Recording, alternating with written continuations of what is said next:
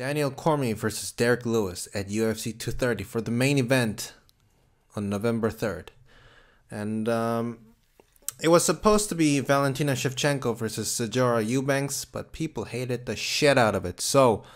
And they run on money, so they changed it. And we have Derrick Lewis versus Daniel Cormier as the main event. And Daniel Cormier is one of the greatest of all time. He KO'd Stipe Miocic and became the second one to hold two belts at the same time, next to Conor McGregor. So he is no doubt one of the best. And Derrick Lewis is a top-ranked fighter, top-ranked contender, but just on paper, Derrick Lewis kind of doesn't deserve the title shot against Daniel Cormier. But I think the reason will be that he just KO'd a top-ranked opponent in Alexander Volkov, and I picked Volkov to KO Derrick Lewis. So and he is very funny, and nowadays being funny and being popular is kind of more important than skill itself. So I think that's why he got it.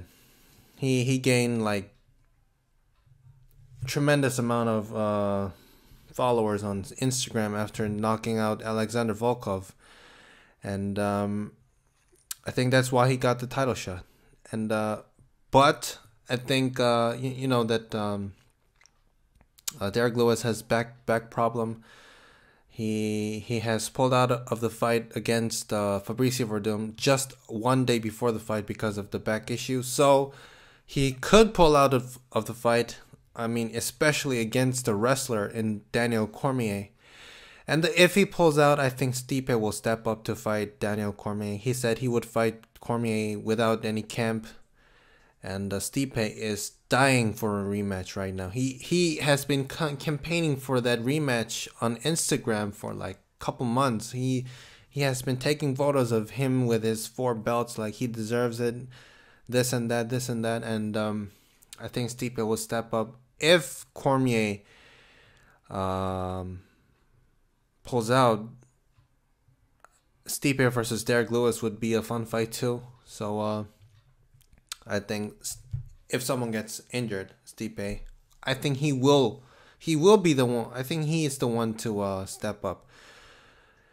So let's talk about Daniel Cormier. Daniel Cormier has top of the food chain level of wrestling in the UFC. There are guys with good wrestling. I mean, tremendous wrestling, like former UFC fighter like Ryan Bader and Anthony Johnson. Those type of guys are very, very strong. But Daniel Cormier's wrestling is on another level. His wrestling is just top of the tier in the UFC light heavyweight and heavyweight division. And the only guy who was better or same was Jon Jones and Stipe Miocic. And I was very, very surprised by Stipe Miocic's power in wrestling and clinch when he fought Daniel Cormier. Yes, so without a doubt, he has top of the food chain level of wrestling in the UFC. And he has exceptional clinch work. And like whenever he fights a longer fighter or whenever he fights anybody, he likes to clinch up and uses uppercuts. And those are not just to earn points, they are to knock you out. Like they are mean uppercuts. Like he threw like hundreds of uppercuts against Alexander, what's his name, Alexander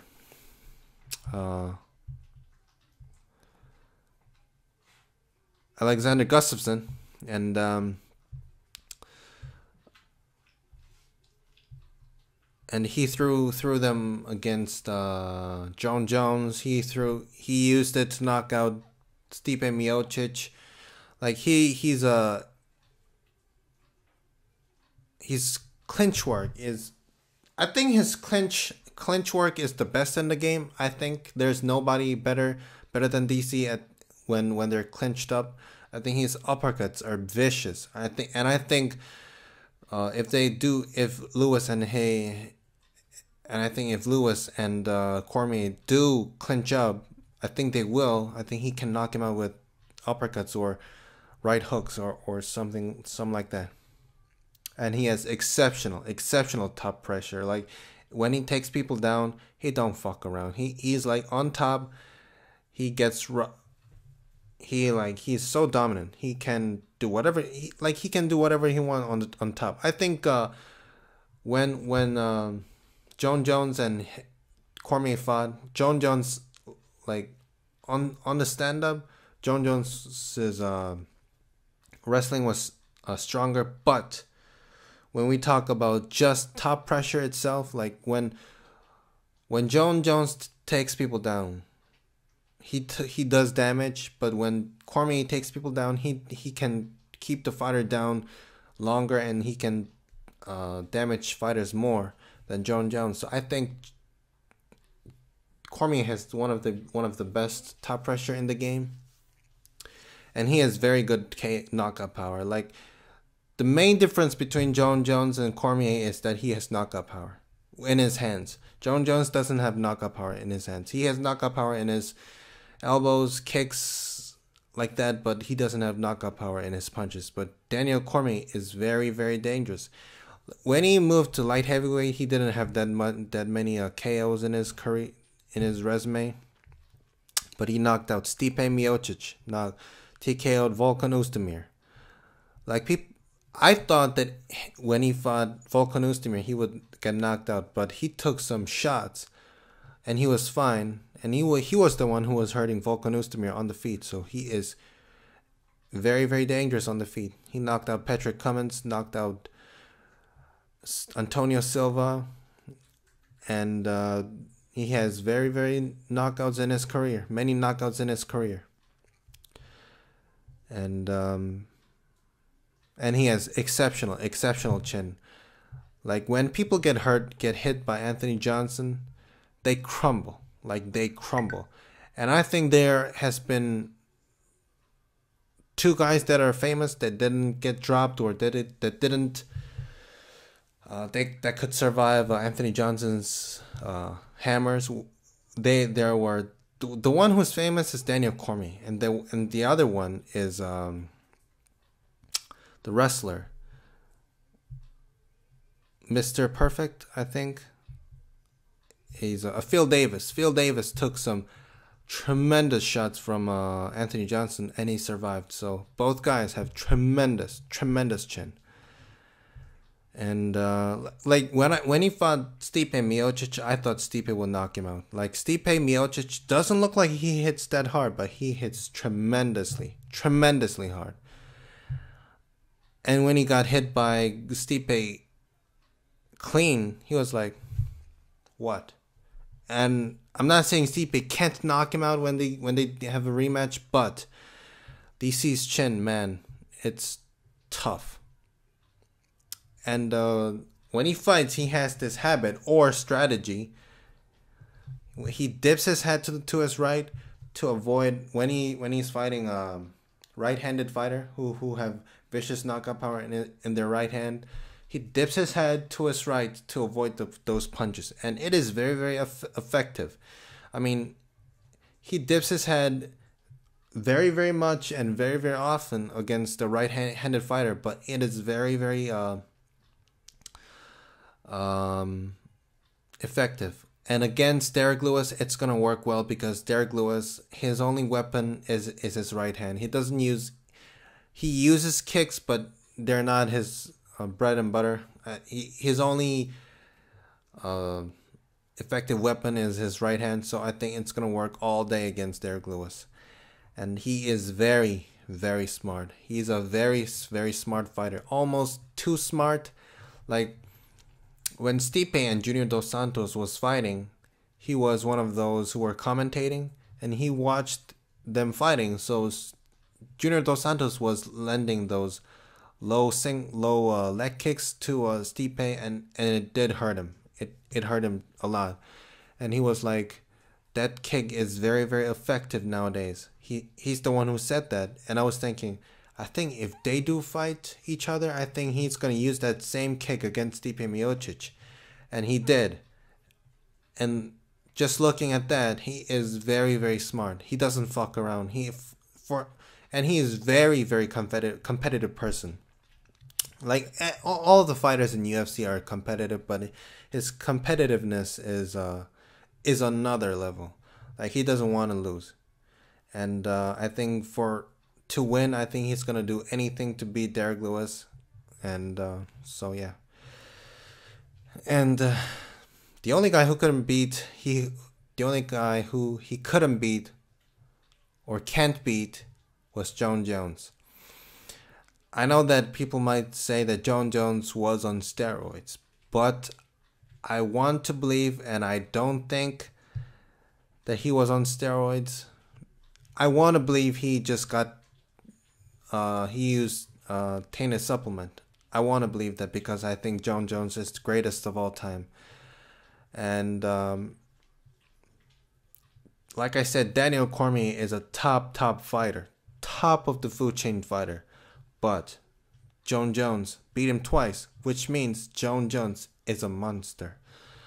And Jon Jones, I think Jon Jones is the only guy who he can't beat in the world. So it would be very interesting if they do fight in the heavyweight division again. And if he beats Jon Jones, hands down, I'll say he's greatest of all time. But the thing is, Jon Jones is always in his background, always in his record. So yeah. So let's talk about Derrick Lewis. Derrick Lewis, his main weapon is his right hand. He can kick. He uses kicks, but his main weapon is his right hand, and he hits very hard. I don't think he hits the hardest in the heavyweight division, but he hits very hard, and it seems like one shot can change the fight when he's fighting, and he is dangerous at any moment. A couple of years ago, I thought that Derrick Lewis would be just the gatekeeper. Like he loses and wins, but seems like he found his thing while he was training. Like I think he found his way of winning, and I think he's like a Yoel Romero of the heavyweight division. He's not a wrestler. He's not as explosive. He's not as athletic as Yoel Romero, but in a sense that they are dangerous at any moment. Like Yoel Romero would lose the first and second round, but in the third round, he's the most dangerous in the third round. He would just out of nowhere throw something and knock people out dead stiff. And Derrick Lewis does the same thing. He would lose the early rounds, and seems like he's gonna lose, and then boom, he knocks people out dead stiff, and he is dangerous at any moment. But when he gets hit clean, he tends to get wobbled, or he tends to get knocked out, or get dropped. When he got hit by Sean Jordan, hook kick, he got wobbled and got finished. I mean, hook kick by a heavyweight, it would hurt a lot. It would be very damaging. But yeah, and when he got punched by Matt Mitrione, which was kind of a forearm slash fist attack, he got tagged, and then he got knocked out. And it seems like when he gets hit flush, he gets knocked out, and Cormier hits very hard. And Cormier hits hard, and he hits very fast. And I think Cormier can take one to give one. And if they do play that game, I think Daniel Cormier is who's gonna win. It's gonna be the one who's gonna win in the exchanges. So yes. And he has back issues. So against a wrestler, a top of the food chain wrestler, I don't see him defending any takedown. Maybe he can defend one or two, but I think if he gets taken down, he's gonna get smashed. I mean, literally get smashed. And so I'll pick the winner. I picked Daniel Cormier to win. I think it's gonna be an easy win. For Daniel to win, I think he can knock him out, like in the clinch, uppercuts, or even in stand-up. Clinch, knockout in stand-up. I think he can TKO him on the ground. He can definitely submit him on the ground. He could win the decision, but I don't see this fight going to 5 rounds. Daniel Cormier can go 5 rounds.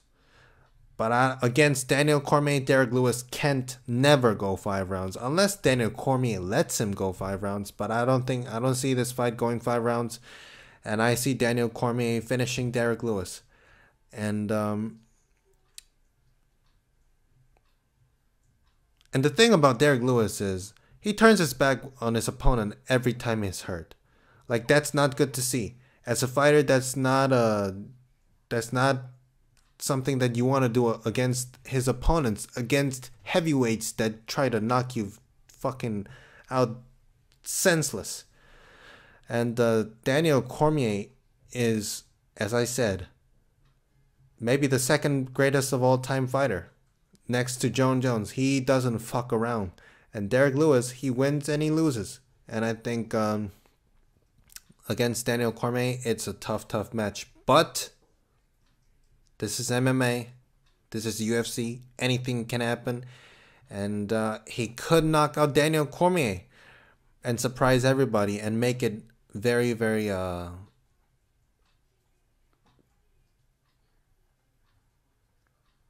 special event at UFC 230. But I picked Daniel Cormier to win in a dominant fashion. What do you guys think? Thanks for watching. Leave a comment down below. See you next time.